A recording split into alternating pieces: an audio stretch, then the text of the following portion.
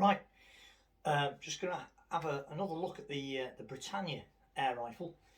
Now this is a very early one, and I've had this gun quite a while now. But when I first got it, the foresight on it had worn away or been filed down to someone to virtually nothing. There was hardly any foresight ramp on it at all, any bead at all.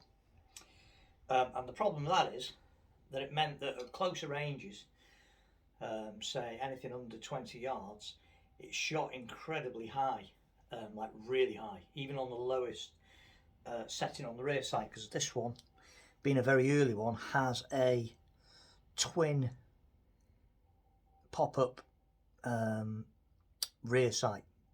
So that's for sort of 15 yards, and that's for sort of like 30-ish, maybe a little bit more. So I couldn't get the damn thing to shoot at closer ranges without aiming about 4 inches under the target, which isn't ideal, especially seeing as how normally the range that I use when I'm at home is about 20 yards. So I tried to fire one everywhere and couldn't, and then I tried to find a sight that maybe looked like it and would fit. Now I could have got a BSA sight, but that had a different profile to the one that was on this rifle, and I wasn't that keen on spoiling it. And then I dropped really lucky, because a friend of mine had a Brittania that he'd found in a junk shop, that basically was a total wreck. I mean, it was a heap of junk. Absolutely, someone had sprayed it with black, looked like underseal from a car. The stock was, well, absolutely knackered. It was falling to bits, full of holes. But he bought it for about a five, I think, or 10 quid he gave for it, to try and do it up. Basically stripped it all back, and it was just totally knackered. There were so many pits in the cylinder that they'd almost gone right the way through. It was so heavily corroded. Nothing worked on it. It was just falling apart. So I managed to get him to knock slide the front sight out, and I actually bought it off him for what he paid for the whole rifle, so I gave him a tenner for it. And he took my other sight, because what he was going to do, he was just going to basically sandblast the rifle, spray it black and stick it on the wall, because that was all it was good for. And even then, to be honest, it looked terrible.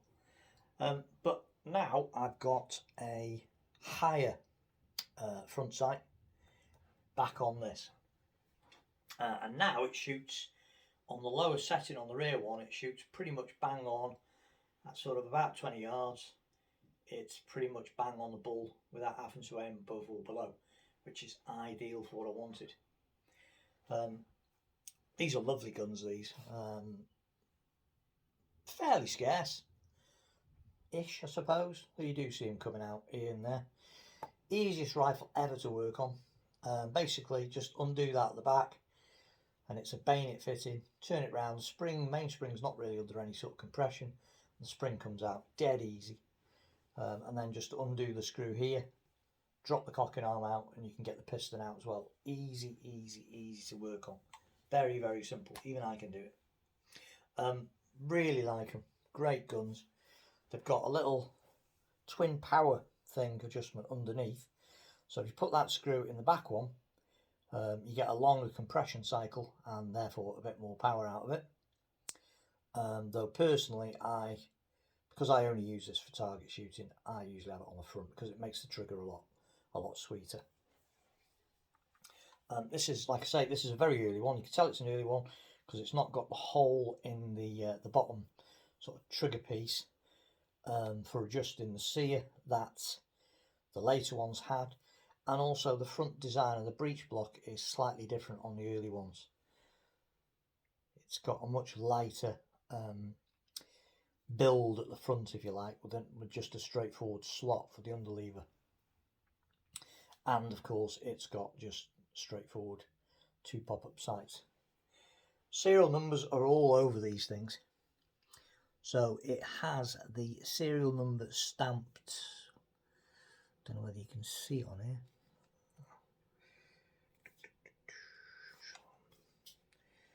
Right, it's got serial number stamped there on them, and then if you open it up, that's a relatively straightforward thing. Pull that back and the rifle breaks open. So it's got the serial number stamped here, it's got the serial number stamped here, and it's got the serial number stamped here. So every major component of the rifle has got the serial number stamped on it. Like I say, this is fairly early, number 462. So 462, a fairly early rifle, because they were sequentially numbered as far as I'm aware. Really nice. Beautiful solid lockup. And that unlocking thing, that unlocking mechanism, like the Webley stirrup on a Webley pistol. Just so solid. Walnut stock, what little stock there is of it is walnut. They do normally end up looking a little bit tatty on the edges, because the edges of the edges of the stocks tend to look a bit wavy, where over time, as people are sliding their hands over it, just wears away. You can see here at the front where it's sort of slightly worn. Nothing much. This one's actually in very good condition. And they shoot an absolute treat, these things. Really, really good. Quite smooth. Unusual firing cycle, because you can feel the cylinder moving up. The recoil's a bit peculiar. It's not sort of straight backwards and forwards. There's a sort of slight sort of angular motion to it. But nonetheless, very accurate rifles.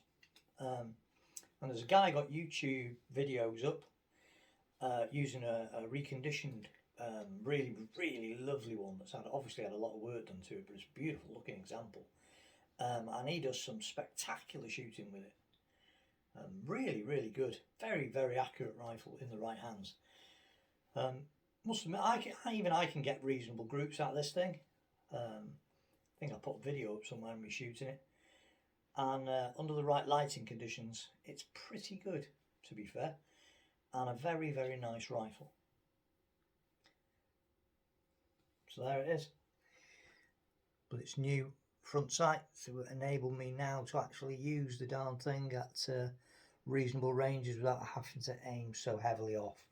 I think still shooting slightly to the left, so I could do with drifting the sight slightly, which I will do. But I want to be really careful. To be honest with you, I'd rather aim off because it's not a lot. So I'd rather aim off rather than start whacking the sight with a punch and a hammer to drift it, because I don't want to damage it. But these are lovely little things. They come up so well to the shoulder. They really do. Beautiful little small little carbine things. And the power's pretty good as well. On full power, I reckon this thing's getting about probably 9 foot-pounds, which when you think for such a small rifle, I mean, look how, it's really short. It's a small little thing. So it's going to be getting on full power, 9-ish, maybe 10 you could squeeze out of them, I would imagine. If you put a new mainspring in it and a new piston head, new washer, which would be very easy to do, to be honest. But like I say, I don't hunt with this thing. This is just for target shooting, so I'm not especially bothered. I'd rather have it shooting nice and smooth and sweet when the trigger, like this one is now, than ramp the power up and put extra strain on all the mechanism, the cocking mechanism and all the rest of it. It's just not worth it on a gun that's so old, because like I say, it does shoot pretty sweet. So I'd rather have it shooting sweet rather than mess about with it and trying up the power. But you know, it's just so nice. Look at that action. Fantastically clever mechanism. Locks up lovely. Superb. What a lovely little thing.